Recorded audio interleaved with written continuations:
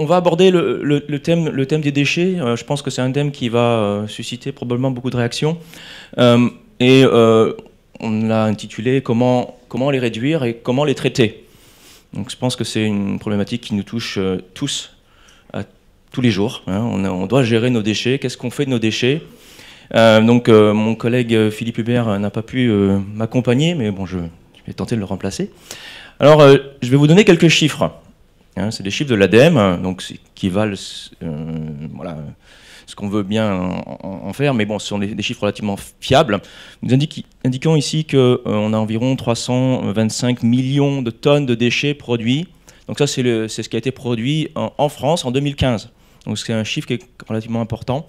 Et sur ces déchets, tout, bien sûr, ne va pas en décharge, mais on en envoie quand même une quantité non négligeable.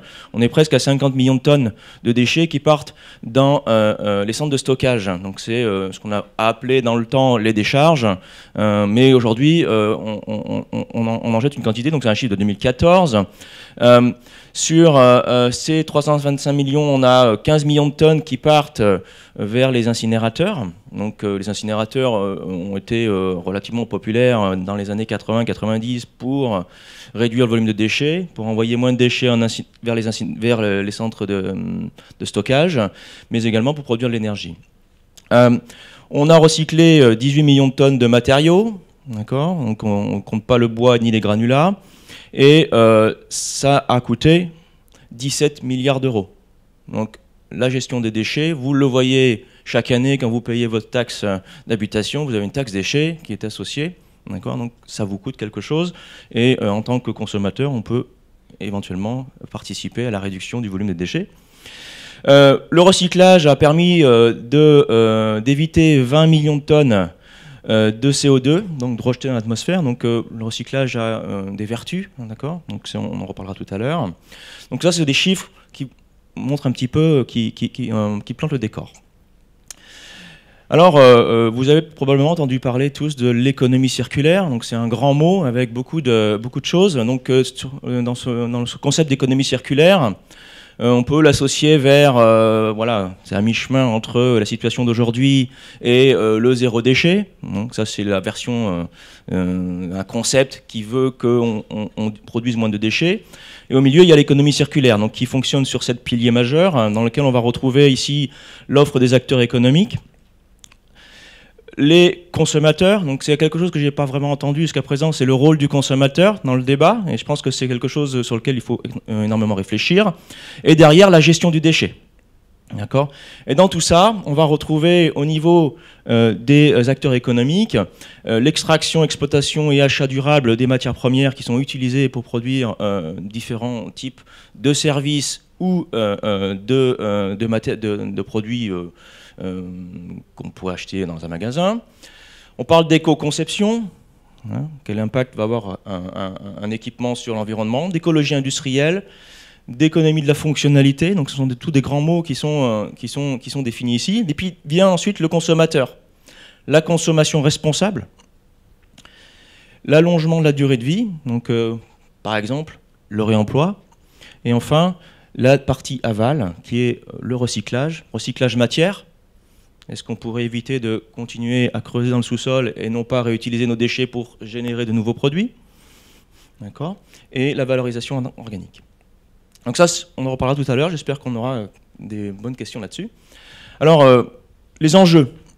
Le premier enjeu, c'est réduire les volumes de déchets. Donc ça, c'est quelque chose qui, aujourd'hui, est très important. Et plus particulièrement, réduire les volumes de déchets qu'on va incinérer, puisque un déchet étant une ressource, si on l'incinère, la ressource est perdue à jamais. Et si on le met dans une décharge, elle est enfouie, elle ne nous sert plus à rien.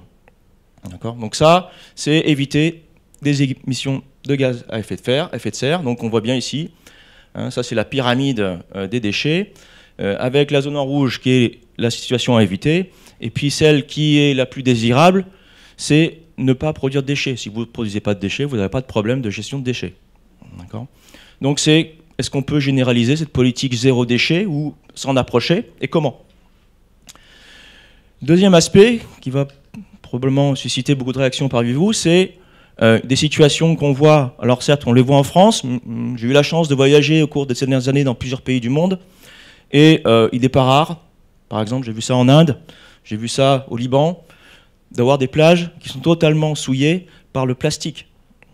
D'accord ? Donc on parle ici de macroplastiques, qui ont un impact environnemental, un impact visuel, et puis on peut aussi parler de microplastiques. Ici il s'agit d'un échantillon d'eau prélevé dans la Méditerranée, et vous voyez ici toutes les couleurs, tout ça, ce sont des particules de plastique, donc de taille microscopique, et ces particules de plastique contiennent des molécules organiques qui peuvent avoir un impact sur les populations microbiennes ou les populations piscicoles qui se trouvent dans notre environnement, ce qui veut dire que si elles rentrent par cette chaîne alimentaire, elles finissent dans nos assiettes. Donc je fais le lien avec le thème précédent.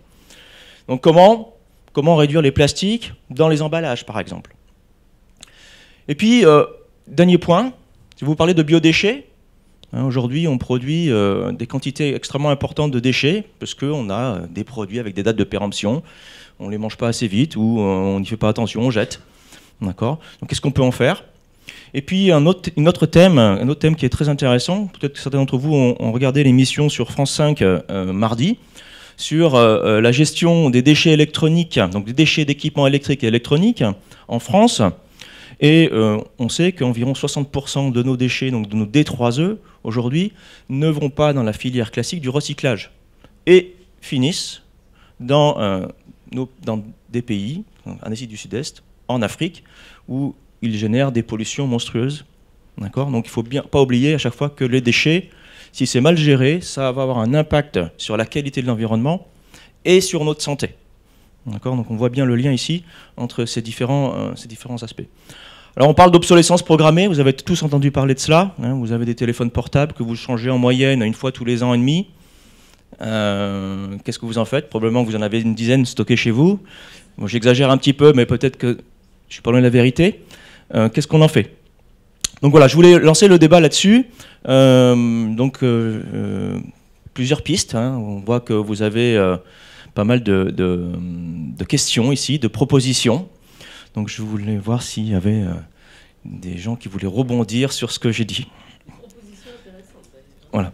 Alors j'ai un autre micro, parce que je vais en garder un pour moi. Hop. J'ai parlé tout à l'heure de l'incinérateur d'Ivry et je n'ai pas fait de proposition. Effectivement, c'est difficile d'en faire. La proposition qu'on pourrait faire, tout simplement, c'est de demander l'application de la loi de transition énergétique et de croissance verte de 2015, qui a fixé des normes en matière de recyclage, qui a fait du recyclage une priorité par rapport aux autres modes de traitement, et en particulier à l'incinération, alors que le SICTOM a inversé les priorités. Il a mis l'incinération en premier et le recyclage en second. Voilà, donc il faudrait appliquer la loi. Alors, vous allez me dire, mais pourquoi la loi n'est-elle pas appliquée ? Alors, sans doute pour des tas de raisons. Mais il y en a une qui est la suivante, c'est que nous sommes dans une situation comparable à ce que nous aurions été il y a 50 ans, au moment où il y avait des débats au sujet de l'amiante. Il y a 50 ans, on débattait de l'amiante et vous aviez des commissions officielles qui disaient « mais l'amiante, c'est très très bien ». Vous aviez des professeurs de médecine, des universitaires, des grands savants qui disaient « l'amiante, c'est très très bien ». Alors, ce qui se passait, c'est que les industriels de l'amiante subventionnaient des laboratoires, subventionnaient des recherches de médecins, de professeurs de médecine. Et effectivement, il y avait une espèce de collusion tout à fait critiquable et dommageable. Bon. Et actuellement, on a à peu près 5000 morts par an de cancer de la plèvre, de gens qui ont été au contact de l'amiante, notamment des travailleurs qui étaient dans les usines qui produisaient des matériaux à base d'amiante. Eh bien, si on avait eu à l'époque, il y a 50 ans, un secrétaire d'État à la construction issu des industries de l'amiante, évidemment, ça aurait encore aggravé les choses et on aurait eu là le lobby tout-puissant au sommet de l'État. Eh bien, actuellement, en ce qui concerne les déchets, c'est ce qu'on a. Alors, personne ne le sait, ou peu de gens le savent, mais il y a eu quand même une parlementaire, une députée, qui a interpellé le gouvernement sur ce point en 2017, ou non, 2018, c'était l'an dernier, la secrétaire d'État à l'environnement, qui s'appelle Brune Poirson, et je n'ai rien contre elle personnellement, c'est sans doute une charmante personne à tous égards, très diplômée, et donc je ne lui en veux absolument pas personnellement, je ne la connais pas d'ailleurs, mais elle est issue des industries de l'incinération, elle est issue du lobby de l'eau, de l'assainissement, du traitement des déchets. Il faut savoir qu'il y a 2 entreprises en France qui sont absolument... qui ont un monopole, ils sont très liés entre elles, et qui s'appellent Veolia, et qui s'appellent Suez Environnement. C'est l'ancienne Compagnie Générale des Eaux, et l'ancienne Lyonnaise des Eaux. Et simplement, je termine. Oui. Je sais que ce que je dis est scabreux, mais c'est vérifiable. Je termine. On est là pour avoir des propositions, parce que c'est vrai que c'est la situation d'aujourd'hui. Non, mais je termine. Mais comment va-t-on faire pour simplement, il y a 50 ans, si on avait eu... Alors, elle est issue de Veolia. Elle était effectivement directrice de Veolia pour l'Asie du Sud en 2014. Elle est actuellement secrétaire d'État à l'environnement. Et c'est exactement la même chose que s'il y a 50 ans, on avait eu donc un haut cadre de l'amiante, secrétaire d'État à la construction. Alors, quelle proposition faire ? Il faudrait que les conflits d'intérêts de ce genre, effectivement, n'aient pas lieu, parce que c'est contraire à la loi. Et il faudrait qu'on soit en République et qu'on applique la loi. Voilà. Très bien, merci. Si Oui, continue par là-bas. Désolée, je monopolise beaucoup la parole, mais j'aimerais du coup rebondir sur 3 choses. De un, ce que vous avez dit, monsieur, notamment sur les conflits d'intérêts. Je suis étudiante en médecine et du coup, les conflits d'intérêts, c'est quelque chose, notamment des laboratoires, qui nous concerne énormément. On demande à tous nos professeurs, avant de nous donner un cours, de dénoncer les conflits d'intérêts qu'ils ont avec les laboratoires concernant le cours, puisque tous les médecins ont des conflits d'intérêts. Enfin, ça, c'est difficile, mais voilà.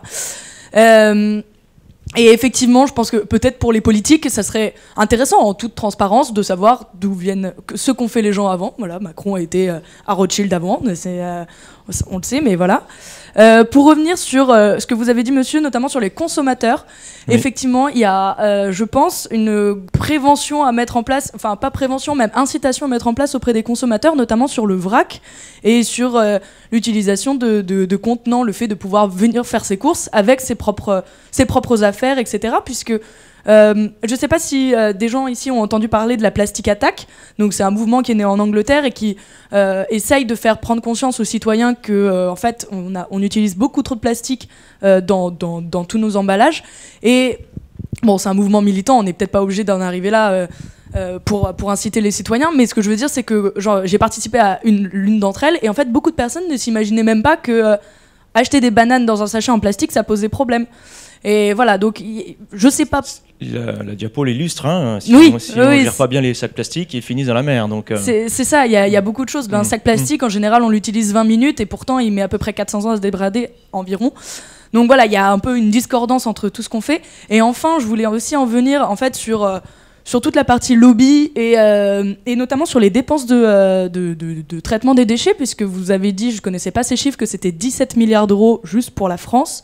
Oui. Il faut savoir que les entreprises, comme Coca-Cola ou toutes les multinationales de l'agroalimentaire, produisent des déchets et en fait ne s'en occupent pas de leur dégradation. Donc peut-être que ce serait à elles de prendre beaucoup plus en charge. Oui, c'est ça, le petit cycle, un organisme de recyclage. Qui paye une contribution. Mais est-ce que cette contribution est à la hauteur des dépenses qui sont engendrées par les mairies ou par les citoyens pour traiter ces déchets ? Les citoyens payent aussi. Oui, je sais qu'ils en payent aussi, mais peut-être qu'en fait, vu que c'est les entreprises qui... on achète ces produits aux entreprises et c'est les entreprises qui produisent ces déchets, peut-être que cette part de gestion et financière devrait beaucoup plus revenir aux entreprises. Enfin, surtout que Coca-Cola est quand même pas en train de se ruiner, quoi. Donc, bon, voilà. D'accord. Alors, j'ai plein de mains qui se... là-bas, et ensuite on descendra ici en bas. Bonjour, je reprends la parole. Je pense qu'il est intéressant de... Oui, je m'étais déjà présenté. C'est encore moi, Nadir Gandouz. Oui, je vous ai reconnu. Je pense que, comme vous l'avez mis en évidence avec votre pyramide, avec tout ce qui est prévention, etc., la chose intéressante à voir, c'est déjà la prévention. Et je pense qu'il serait intéressant de s'intéresser à tout ce qui est la prévention, mais surtout pour les personnes en bas âge, pour les enfants, justement. Et dès l'enfance, essayer déjà de leur faire prendre conscience des enjeux qui, juste par rapport à leurs déchets, juste par rapport à ce qu'ils vont acheter, à ce qu'ils vont consommer, etc. Et voir quelles peuvent être les différentes façons de de trier tout ça, de recycler, etc. Ce sont déjà des stratégies classiques en gestion des déchets, quel que soit le pays du monde. L'éducation, présenter les stratégies de tri ou de gestion de déchets dans les écoles est l'une des stratégies les plus efficaces pour pouvoir faire évoluer la gestion des déchets. D'accord, parce que, en tout cas, bon... Moi, les enfants, ça marche très très bien. Exactement, parce que c'est au final, c'est eux qui Mais vont... ça ne suffit pas, il y a plein d'autres choses à faire. Je pense que on peut venir avec peut-être d'autres... Réduire les volumes de déchets, c'est une piste. Mais comment ? C'est ça, là. Voilà. C'est ce pourquoi on est là ce soir. Peut-être que vous avez des idées. Alors, ici, là, j'ai des questions, après je reviendrai. Alors, je vais être très rapide. Je suis enseignant en sciences de la vie et de la terre. Déjà, on parlait des déchets produits par les entreprises. Alors, il faut savoir qu'Amazon, vous avez peut-être déjà entendu parler de cela, il y a une loi qui interdit maintenant de jeter des produits alimentaires pour les grandes surfaces, etc. Mais Amazon donc a des grands entrepôts de stockage parce qu'on veut recevoir très rapidement nos produits. Et donc, stocker, ça coûte très cher. Et donc, les entreprises qui vendent via Amazon leurs produits permettent donc l'entrepôt de certains produits. Et le problème, c'est que tout n'est pas forcément acheté par les gens assez rapidement. Et comme au bout d'un moment, ça coûte trop cher, et Amazon leur dit récupérez vos produits, ça coûte tellement plus cher de faire revenir les produits à l'entreprise initiale qu'ils disent on vous les laisse, Amazon. Et Amazon fait quoi ? Elle les jette. Et donc il y a plein de produits non utilisés qui finissent dans des poubelles, et on ne sait pas, en tout cas moi, je ne pense pas qu'on sait où vont tous ces déchets-là, de produits complètement inutilisés. Incinérateur probablement, ou centre d'enfouissement. Deuxième chose, je voulais dire, pour le bio, on parlait du bio, etc. Alors je voyais un reportage et on disait qu'on voyait dans la grande surface que les carottes bio étaient enveloppées de plastique et pas les carottes traditionnelles. Et en fait, la personne indiquait que c'est obligatoire pour éviter les problèmes de risque d'intoxication, pour protéger les produits bio. Voilà.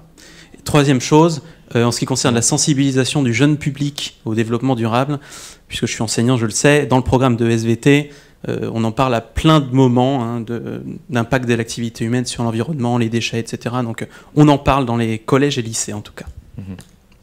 Merci. Il y avait une question ici, il me semble. Ou une non, c'est pas une suggestion. Oui. Ou une, dans le cadre du grand débat, la mairie de Paris donne la parole aux citoyens. Il se trouve qu'hier, il y avait aussi sur la transition énergétique, donc comme ici aujourd'hui, une conférence débat organisée. Et donc parmi, on n'était pas nombreux finalement, 70. Sur Paris, c'est pas beaucoup quand même. Et donc, il y avait beaucoup finalement de personnes du 12e. Et finalement, la question a été abordée des poubelles marrons. Et en fait, les poubelles marrons, c'est ni plus ni moins la poubelle du compost.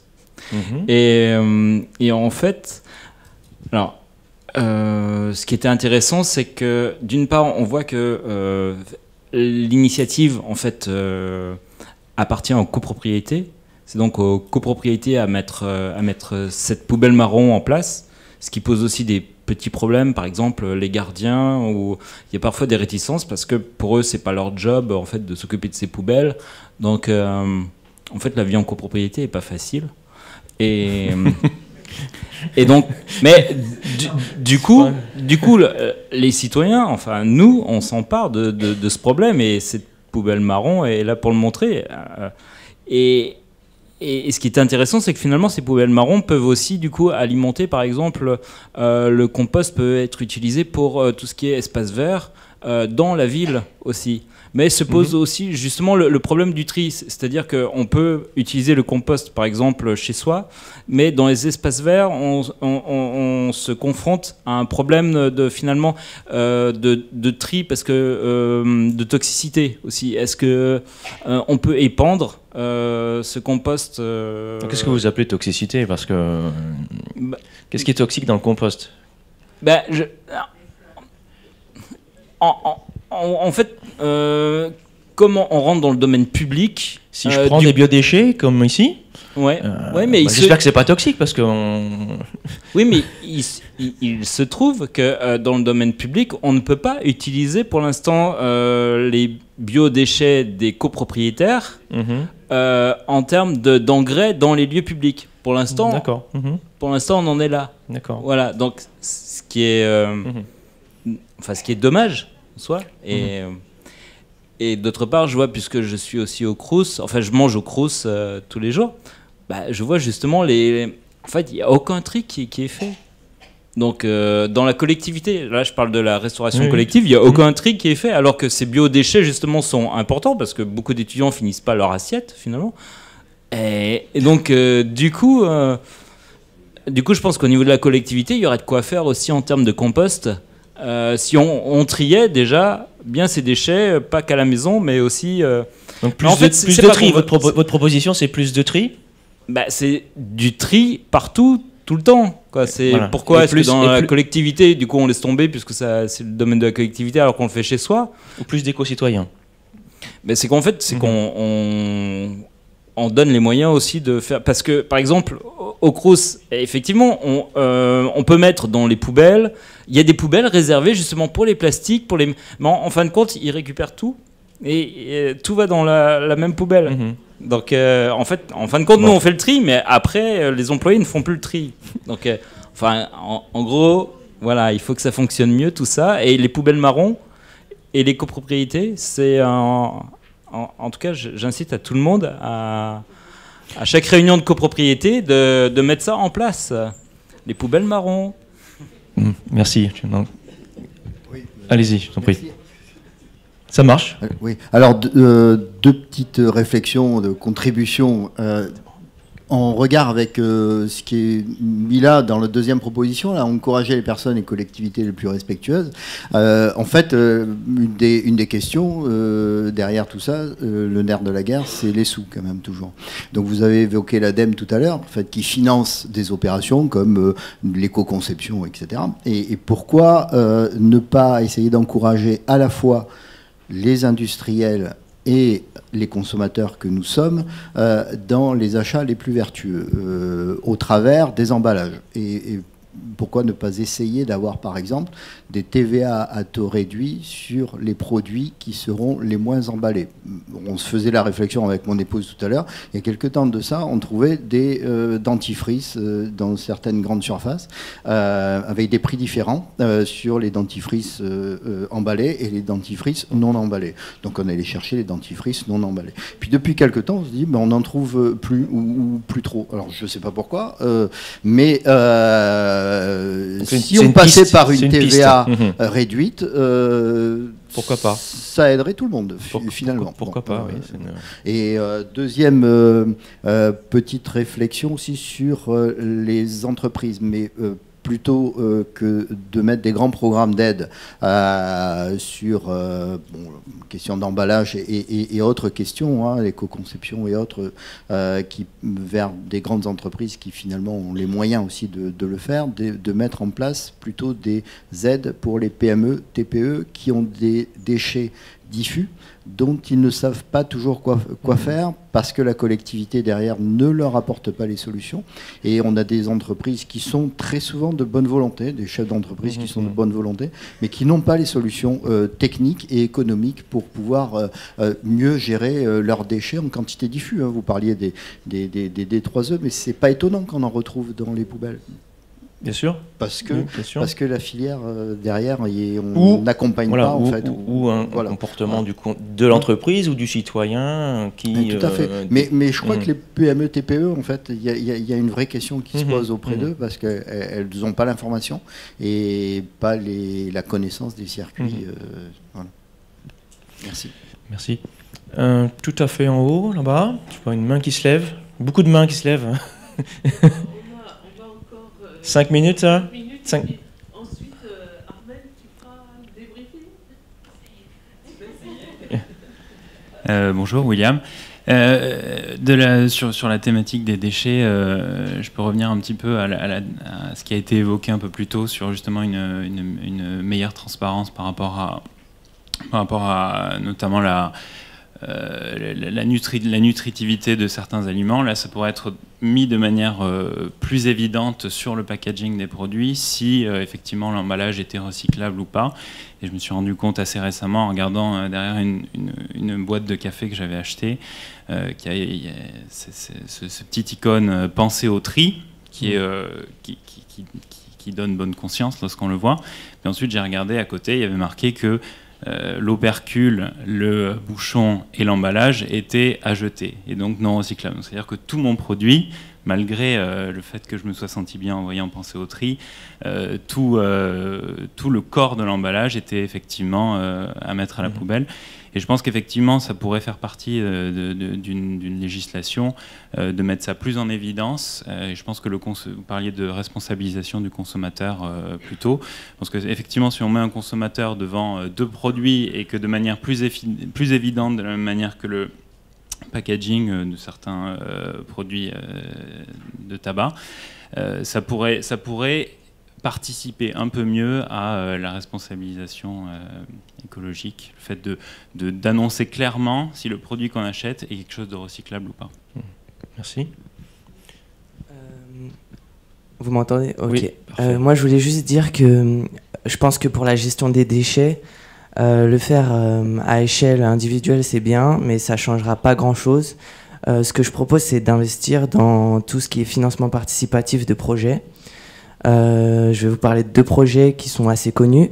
Il y a l'association Ocean Cleanup, qui est connue mondialement parce qu'elle est en train d'agir actuellement dans tous les océans en essayant d'enlever pour 50% des microplastiques qu'il y a dans l'océan. Je crois qu'en octobre ou novembre, ils ont eu un petit souci, du coup ça s'est mal passé. Mais il faut soutenir les associations comme ça qui agissent concrètement sur la gestion des déchets. Ensuite, je vais parler quelque chose qui sera un peu plus individuel. Il y a une autre association, ou plutôt une entreprise, qui permet de recycler le plastique chez soi. Donc l'association s'appelle Precious Plastic. Donc c'est une entreprise qui met en open source des plans imprimables avec des imprimantes 3D. Donc vous pouvez très bien les télécharger chez vous, aller dans des entreprises pour les faire imprimer si vous n'avez pas d'imprimante 3D et recycler le plastique que vous avez chez vous pour en faire autre chose. C'est tout à fait possible et c'est totalement gratuit. C'est sur internet, vous pouvez cliquer Precious Plastic, Ocean Cleanup et vous pouvez chercher ces deux projets qui sont, à mon sens, à mon avis, il faut les soutenir, ces deux projets très importants et qui, je pense, peuvent avoir un réel impact mondialement sur la gestion des déchets. Merci. Ici, une petite question. C'est une petite question. Une petite suggestion, une contribution. Je vois qu'il y a beaucoup d'interventions sur les emballages et où on appelle à la responsabilité des consommateurs. Alors j'en prends pour mon grade, mais je voudrais intervenir sur les suremballages, où là j'ai quand même l'impression que c'est pas ma responsabilité, que c'est une consommation forcée. Et moi j'en ai pas l'usage. Les suremballages, c'est que vous avez un produit emballé, c'est emballé dans un truc plastique compliqué, très difficile à ouvrir. Vous écorchez les mains à l'ouvrir au ciseau, ça n'a qu'un seul usage, c'est de passer directement à la poubelle, et vous avez enfin l'accès à votre produit. Alors, je ne sais pas à quoi répond la logique du suremballage, probablement au changement de nationalité du produit, probablement également aux facilités de présentation, mais j'aime pas beaucoup les interdictions, mais là je pense que le législateur devrait être particulièrement méchant avec le suremballage. Je crois avoir vu une question par là-bas. Il y a plein de questions partout, de suggestions. Alors, qui veut... Allez, on commence là. Oui, moi je suis désolée, c'est encore moi. Je sais plus qui à un moment a parlé des lois, et c'est vrai, et en fait il y a des lois qui sont sorties notamment concernant la restauration collective et concernant aussi les administrations sur le recyclage des déchets, sauf que le problème c'est que ces lois en fait ne sont pas appliquées et elles ne sont pas punitives, dans le sens, enfin pas contraignantes.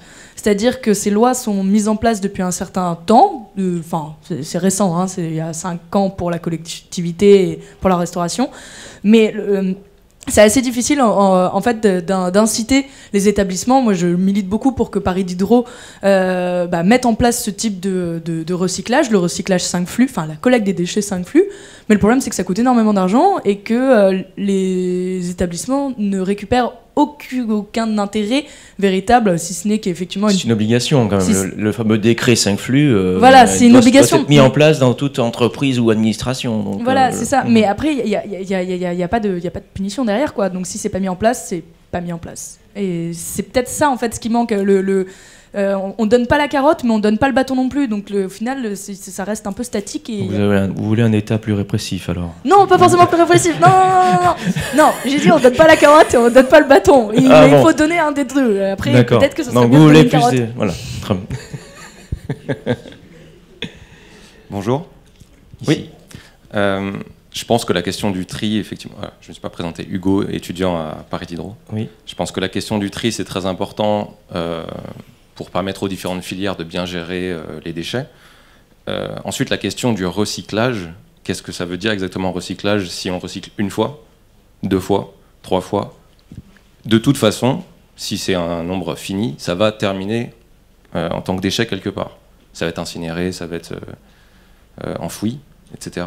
C'est pas l'idée. L'idée, c'est de bannir l'enfouissement, c'est de bannir l'incinération et d'avoir un cycle de réutilisation des matières, à l'image de ce qui se fait pour le verre, pour des matières plastiques, si c'est possible d'un point de vue technique. Et là, c'est là où sont les limites, probablement. On est d'accord. Et donc les limites, en particulier pour le plastique, c'est même pour les bouteilles en plastique qui sont censées être recyclables très facilement.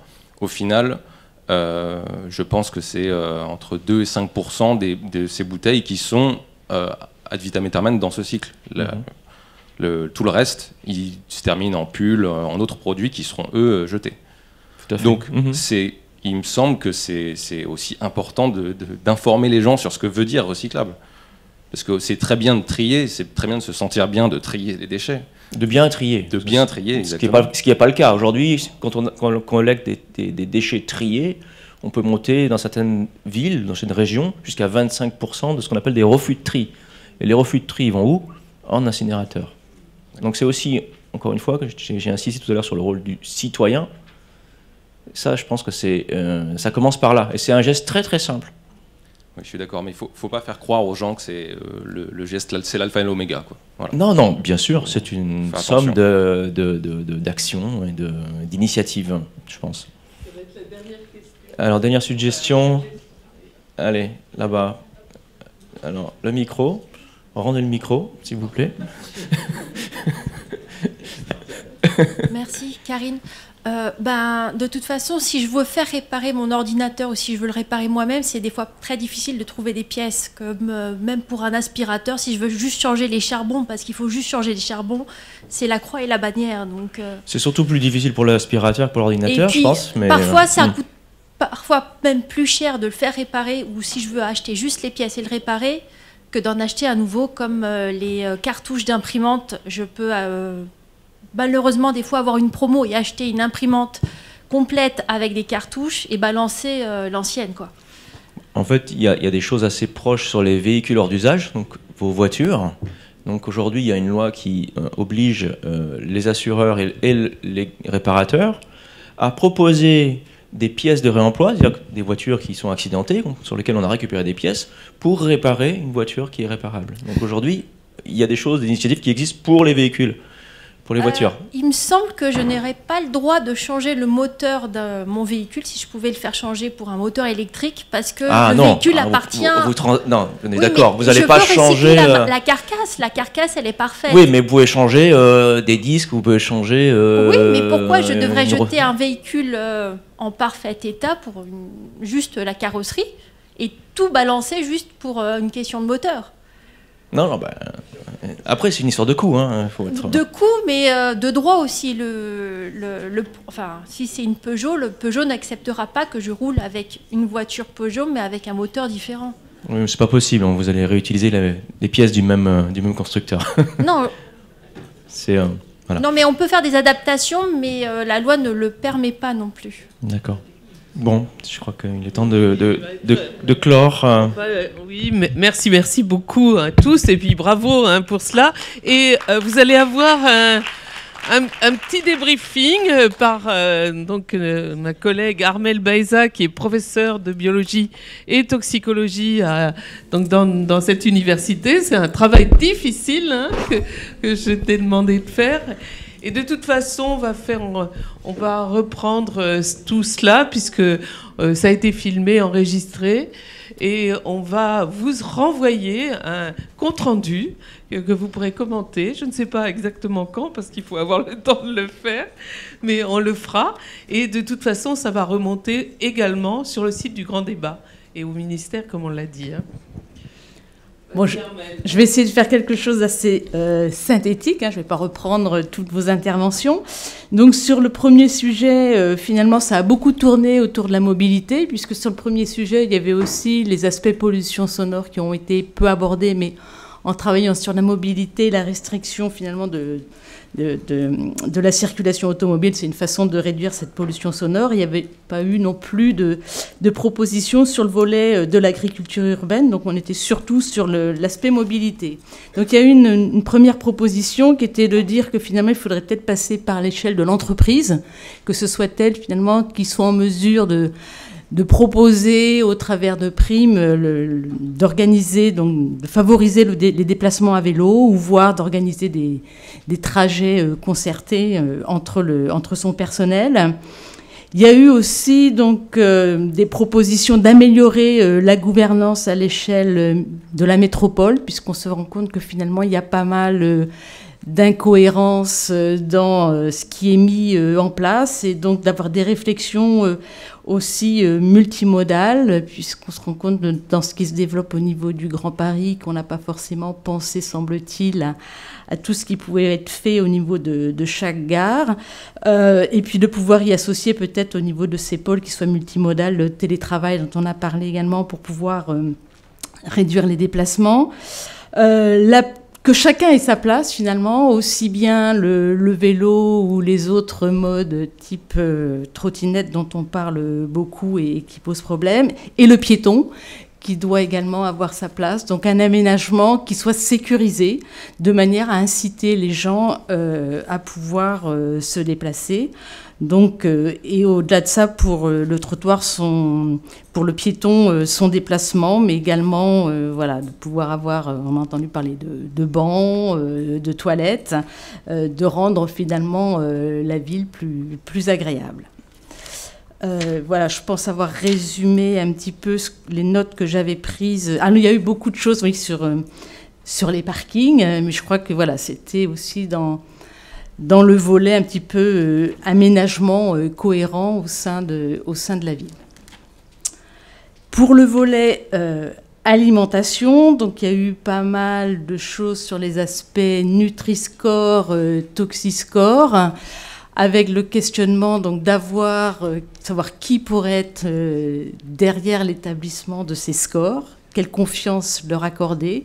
Donc on sent qu'il y a beaucoup de peur ou d'angoisse qui peuvent pour certains s'installer. Donc ce qui est beaucoup revenu, c'est finalement avoir un petit peu plus d'avoir davantage d'informations pour avoir bien conscience de ce que l'on mange, de ce à quoi on peut avoir accès. Donc il y a eu des réflexions sur effectivement les problèmes socio-économiques qui sont associés à l'alimentation, l'évolution de notre alimentation avec notre mode de vie.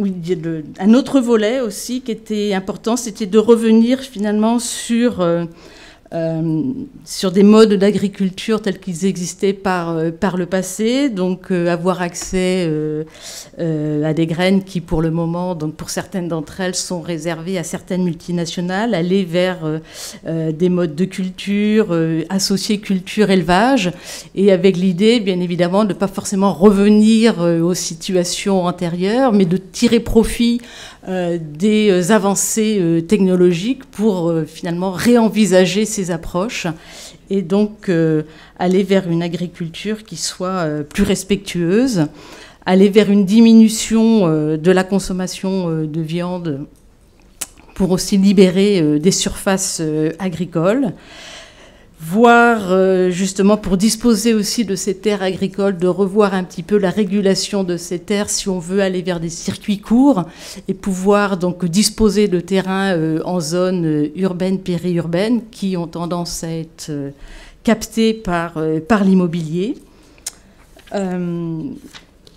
Voilà, je pense, à peu près tout ce que j'ai synthétisé sur le volet alimentation. Et pour terminer, donc, sur le volet déchets, où là, je n'ai pas eu le temps de refaire bien le bilan, ce que j'ai pu noter, il y avait une proposition intéressante donc d'avoir une TVA à taux réduit éventuellement pour les produits qui étaient les moins emballés, de manière à susciter effectivement des achats allant vers ce type de produits, et également pour tout ce qui était la capacité de recyclage au niveau de ces produits, au niveau de ces emballages. Il y a eu beaucoup d'interventions autour de l'emballage.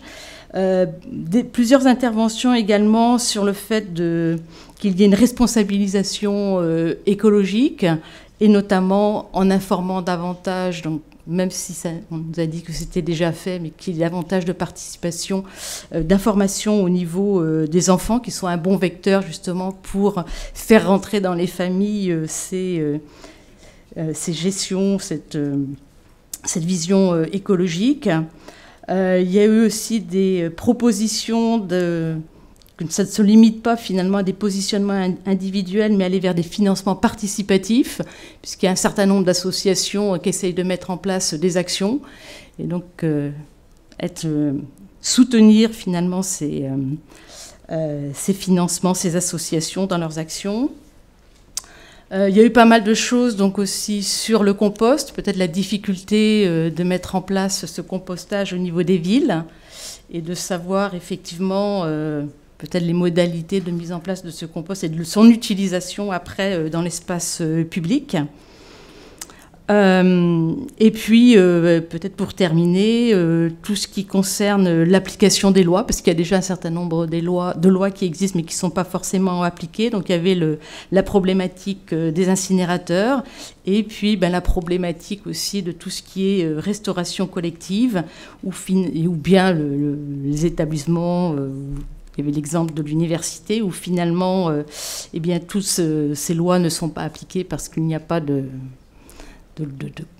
loi contraignante pour ça, et que finalement, on ne met pas en application ces lois. Donc avoir besoin peut-être plus soit de carottes ou de bâtons à décider ce qu'il faut faire. Je pense qu'il y avait aussi peut-être pour terminer l'idée peut-être de mieux soutenir les PME, TPE, qui semblent éventuellement avoir plus de difficultés pour prendre en charge leurs déchets peut-être plus particuliers, diffus, et avoir peut-être des propositions, des échanges plus soutenus avec les collectivités pour ça. Je pense avoir fait à peu près le tour de la question.